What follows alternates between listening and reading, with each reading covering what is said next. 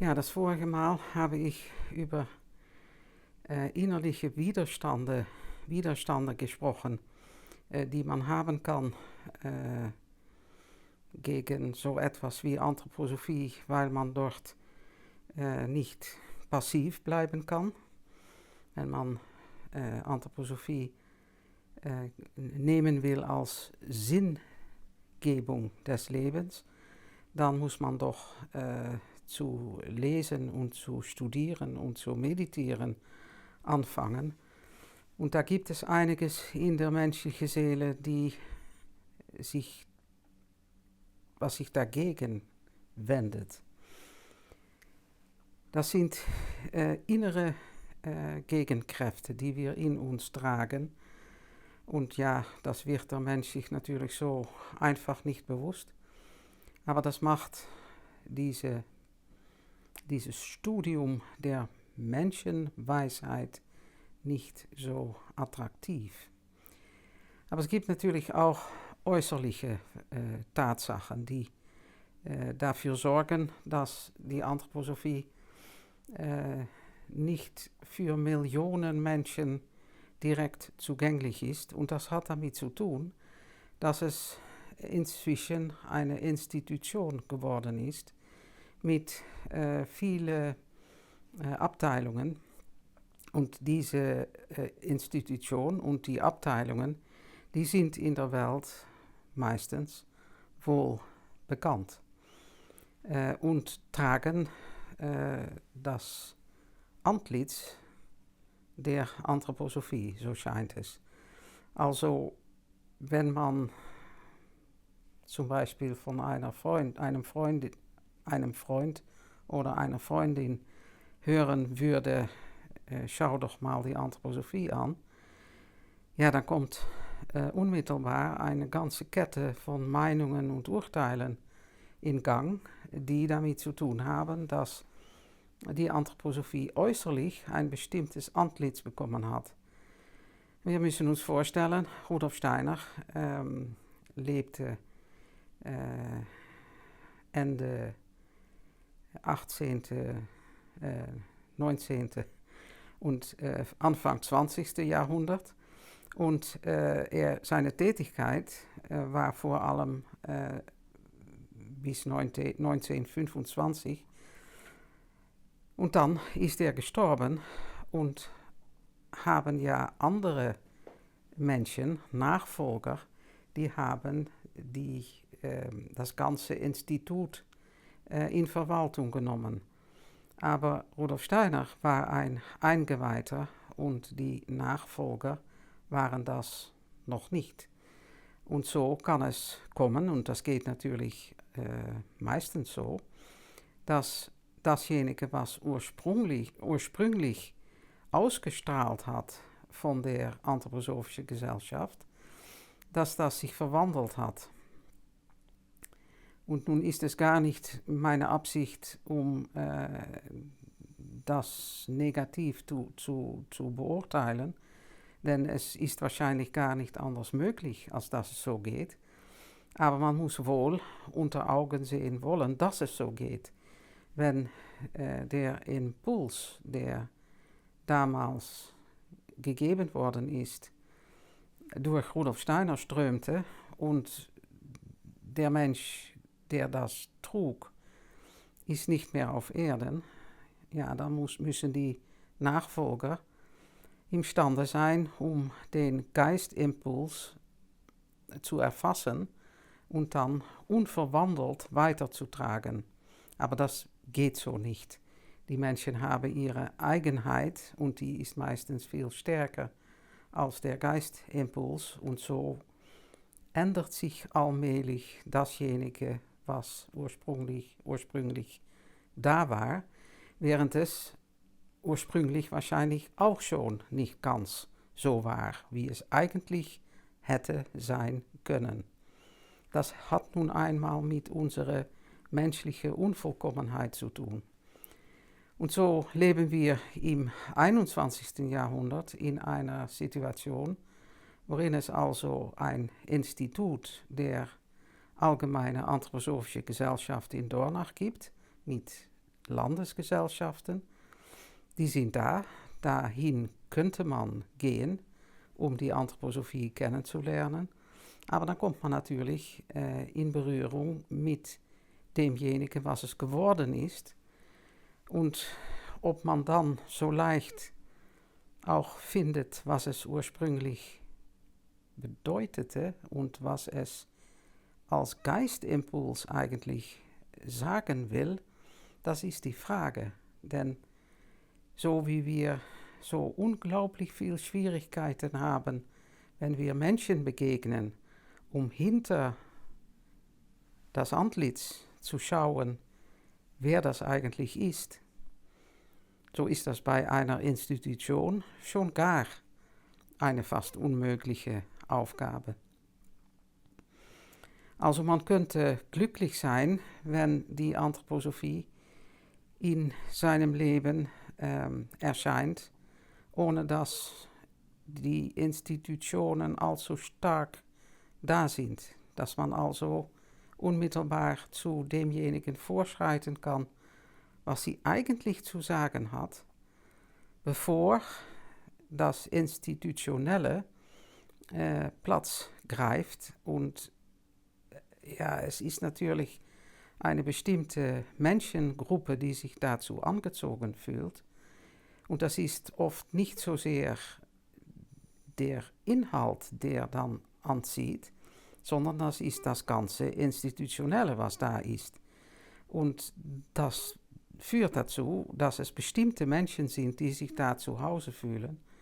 Und wenn man anders geartet ist, und das ist natürlich eigentlich gemeint, dass jeder sich da gut fühlen würde, aber wenn man anders geartet ist, dann geschieht es oft, dass man sich doch abgestoßen fühlt.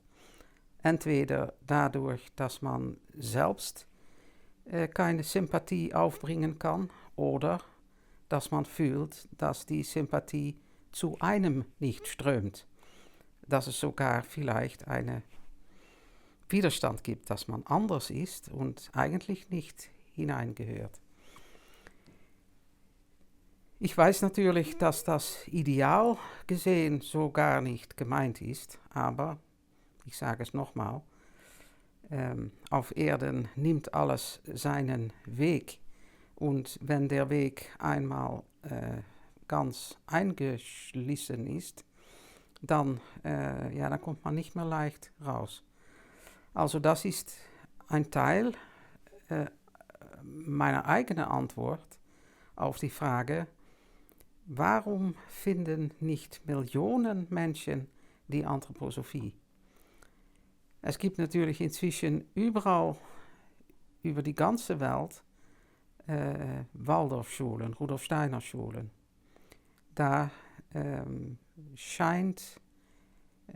glänzt ein bisschen Anthroposophie in die Welt hinein, weil die Erziehungsmethode der Waldorfpädagogik so wesentlich anders ist als alle anderen pädagogische Instituten das zu bieten haben, dass es nicht mehr so spirituell ist und nicht mehr so getragen ist durch das Geistige, wie das ursprünglich gemeint war. Das ist natürlich auch selbstverständlich.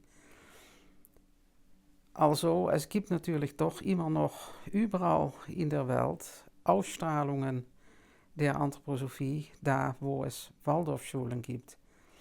Es gibt allerlei andere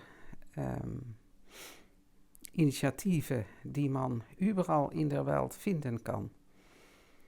Aber das ist nicht, was ich meine.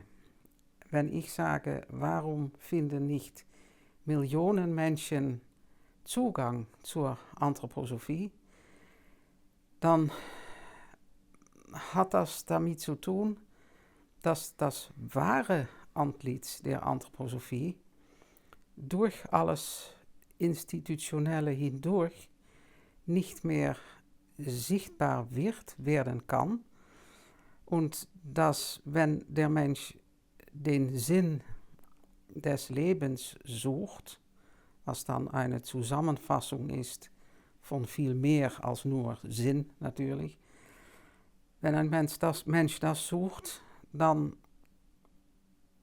sucht er, denke ich, zu gleicher Zeit auch eine Stätte, wo man sich empfangen fühlt, wo man mit anderen zusammen dasjenige, was zu haben ist, dass man das aufnehmen kann.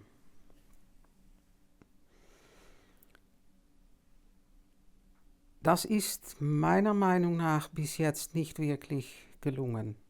Und das hat dann zu gleicher Zeit auch wiederum damit zu tun, dass Anthroposophie ein Erkenntnisweg ist und nicht in erster Linie ein Liebesweg, obwohl sie das eigentlich ist. Das ist eine große Schwierigkeit und ich lebe schon so lange, als ich die Anthroposophie kenne,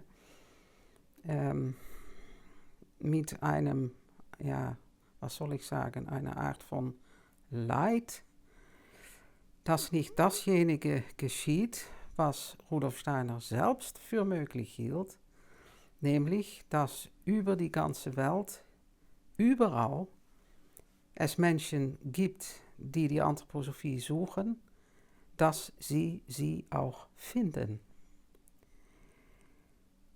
Und nun ist es natürlich, man kann daran leiden und man kann das Seinige tun, um ein bisschen mitzuwirken, dass die Anthroposophie erscheint. Aber wir haben das große Problem, dass sie schon ganz ausgestaltet da ist. Und dasjenige, was Rudolf Steiner für Kinder wirklich absolut nicht wollte, das ist, dass Begriffe so aufgenommen werden, dass sie wachstumsfähig bleiben, dass sie nicht wachstumsfähig bleiben. Er wollte nicht, dass Kinder Begriffe so aufnehmen, dass sie festgelegt werden für immer.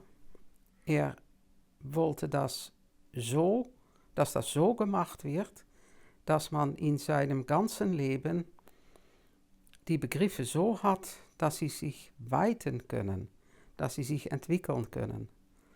Und das sollte natürlich mit der Anthroposophie selbst absolut der Fall sein. Die darf nicht eingeschränkt durch eine Institution sein. Die muss lebendig sein, die muss so sein, dass jeder Mensch, der sie sucht, sie auch finden kann und auch glücklich davon wird, dass es auch Leid bekommt, das bekommt man natürlich auch, aber dass es diese Kraft, die die Anthroposophie in sich trägt, dass die auch wirklich wirksam wird. Und ich werde in den folgenden Videos das meinige versuchen zu tun, um die Anthroposophie als Erkenntnisweg etwas mehr bekannt zu machen. Aber zu gleicher Zeit ist es für mich immer so gewesen, dass Erkenntnis und Liebe nicht ohne einander können. Ich glaube nicht in Erkenntnis, die nicht mit Liebe aufgenommen wird. Das wird nie wirkliche Erkenntnis. Und ich glaube auch nicht in Liebe ohne Weisheit. Also es ist immer der Satz aus dem Johannesevangelium im Kapitel der Fußwaschung, wo Christus sagt, wer ihn aufnimmt, den ich senden werde, nimmt mich auf. Und wer mich aufnimmt, nimmt ihn auf, der mich gesandt hat. Darin in diesem Satz sitzt das Prinzip der Erkenntnis, der Liebe und der Tat. Geist, Sohn und Vater. Und Anthroposophie kann ich mir nicht vorstellen, wenn nicht dieser Satz eine Art von Leitsatz ist, dass man fühlt, Anthroposophie kann nicht sein, wenn es nicht ein Erkenntnisweg ist. Man muss studieren wollen. Aber Erkenntnis, die nicht durch Liebe getragen wird, kann nie Geisterkenntnis werden. Und wenn diese wirkliche Geisterkenntnis zustande kommt in einem Menschen, dann lernt er sich so im Leben darleben, dass er oder sie das Prinzip der Liebe zur Tat kennenlernt, dass man das Tätige im Leben, dass man das erfüllen lernt, getragen durch Erkenntnis und erfüllt mit Liebe.